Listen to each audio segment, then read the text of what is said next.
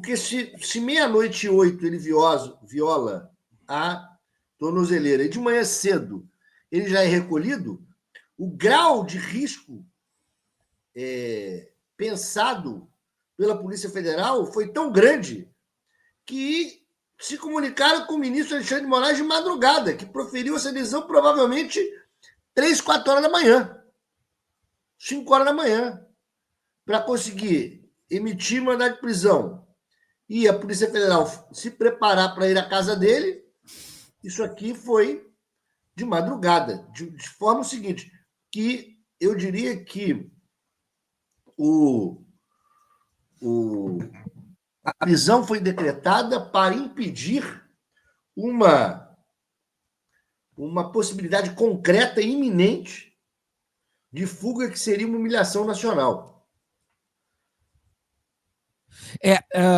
Doutor, o regime de prisão, pelo visto, o Bolsonaro conseguiu um tiro no pé, porque o pedido de prisão humanitária, domiciliar, foi para o espaço, já tem a decisão de que foi negado o pedido.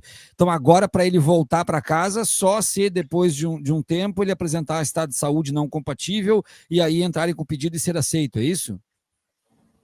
Eu acho o seguinte, veja só, há uma impossibilidade gigantesca de permitir com que ele volte para a prisão domiciliar no momento. Não há possibilidade disso, certo? Primeiro porque o sistema penitenciário tem assistência médica. Ele não vai ficar sem assistência médica aonde quer que ele esteja preso. Né? Então, se ele for para Papuda, lá tem hospital na Papuda. Se ele estiver numa sala da Polícia Federal, o Estado garantirá a assistência médica dele. Além do que, ele ainda pode ter assistência dos médicos particulares dele, que, se ele tiver plano de saúde, etc., e tal, ainda pode ter isso. Né? Segundo, se ele tiver que ser deslocado por questão de saúde para um hospital, certo? Primeiro, por evidente, aqui tudo indica, o hospital será público. Afinal de contas, ele é um preso. Para ser para um hospital particular, ainda precisa de uma outra autorização. Não vejo a menor possibilidade, nesse momento, dele voltar para uma prisão domiciliar, ainda mais nessa casa, onde você tem um risco operacional ali, né? Você tem muro atrás, está no meio de um condomínio, etc. Então, há uma impossibilidade quase absoluta de ele voltar à prisão domiciliar. O que para a gente entender, até para nossa comunidade entender, o que é o tempo agora até o trânsito em julgado? Porque isso ainda é uma prisão preventiva, né? Vai ter agora, segunda-feira, uma sessão virtual para apreciar, referenciar a decisão do ministro Alexandre de Moraes. Mas para ter o trânsito em julgado do processo condenatório, quanto tempo o senhor acha que leva? Olha, vamos lá. A primeira questão não há mais possibilidade de recursos. Okay? Então, já houve a publicação do acórdão, já houve prazo de embargo de declaração, e, julgado o embargo de declaração, não há para onde recorrer mais. Pode a defesa protocolizar, ou seja, dar entrada em outro embargo de declaração? Pode. Pode entrar com embargos infringentes? Entrar pode. Mas não cabe outro embargo de declaração, porque embargo de declaração é um recurso para que a decisão seja esclarecida. Quando há obscuridade, omissão ou uma contradição, já foi dada entrada e já foi julgado. Embargos infringentes seria quando tem uma divergência, quando tem um ministro, 2 ministros que votam em sentido contrário ao outro. A jurisprudência do Supremo Tribunal Federal, ela diz que só há possibilidade de embargo infringente com 2 votos pela absolvição. Só teve 1, então não cabe. Pode dar entrada? Pode. Só que o que vai acontecer se a defesa der entrada em um embargo de declaração ou um embargo infringente? O que vai acontecer é que, monocraticamente, o ministro pode, isso já aconteceu antes, o primeiro a fazer isso foi o Toffoli, no caso de um construtor, não me lembro recall de cabeça o nome, em que era o último dia para prescrição, certo?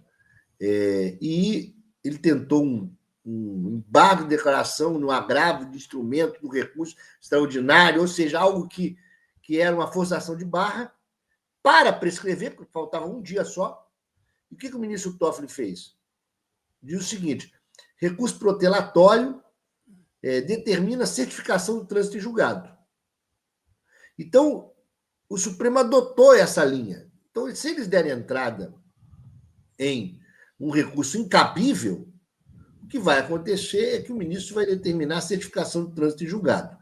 Isso não pode colocar que nós estamos falando de uma semana, 10 dias no máximo. E aí o seguinte, aí você tem uma outra questão.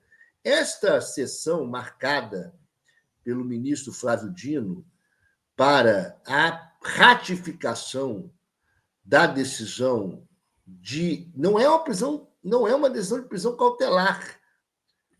É preciso entender isso. Nós não estamos falando que o ministro Alexandre de Moraes decretou a prisão do Bolsonaro hoje de manhã. Não foi isso que aconteceu. Ele já estava em prisão cautelar. O que aconteceu foi que o ministro Alexandre de Moraes revogou a benesse da prisão domiciliar dele em razão de descumprimento de medidas cautelares.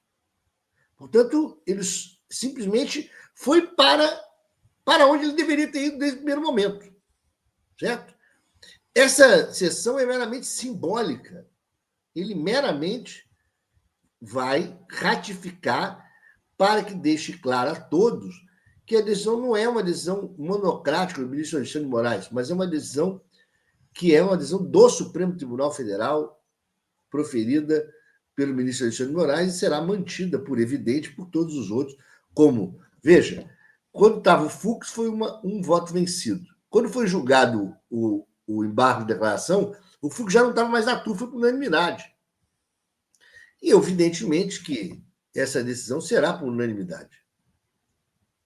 Pois é, eu queria a sua posição, se cabe algum tipo de investigação ou alguma medida por parte do STF em relação às declarações do deputado federal Nicolas Ferreira ontem. Vamos acompanhar aqui. Essa carapuça civil, quem que mandou ele estar preso aqui dessa forma, né? Quem que mandou a prisão do Clezão, que morreu dentro lá da cadeia? Foi quem? Então, assim, quem que conduziu uma eleição completamente falsa, onde poderia chamar o Bolsonaro de canibal, de pedófilo, falar que ele ia acabar com o 13º, falou que ele ia acabar com as férias, isso passava em rede nacional. Quem que conduziu as eleições? Foi Alexandre de Moraes. Quem que botou o Clezão na cadeia? Alexandre de Moraes. De quem foi a ordem aqui para poder colocar o Bolsonaro na prisão domiciliar? Alexandre de Moraes.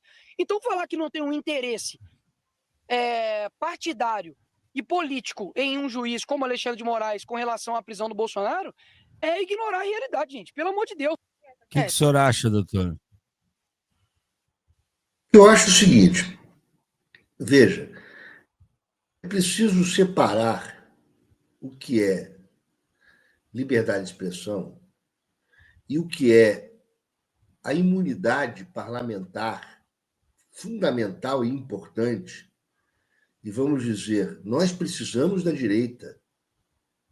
Nós precisamos de deputados, senadores, políticos de direita. Porque, na verdade, a política se faz de pessoas de esquerda, de direita, de centro, etc. Portanto, estou afirmando isso para dizer que nós não estamos aqui para dizer que a ideia de alguém que pensa diferente de nós é criminosa ou não, só pela ideia.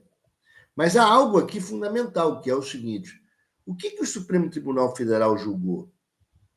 Julgou que a trama golpista ela tinha diversos elementos para torná-la possível.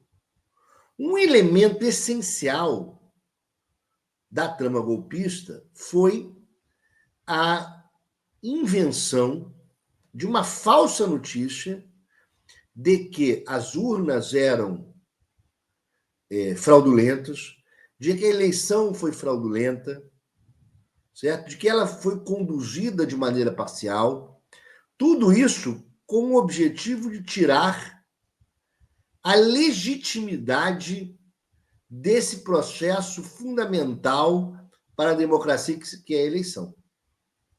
Portanto, ao continuar dizendo que as eleições foram fraudulentas, esse deputado ele está persistindo no caldo que tornou a trama golpista possível.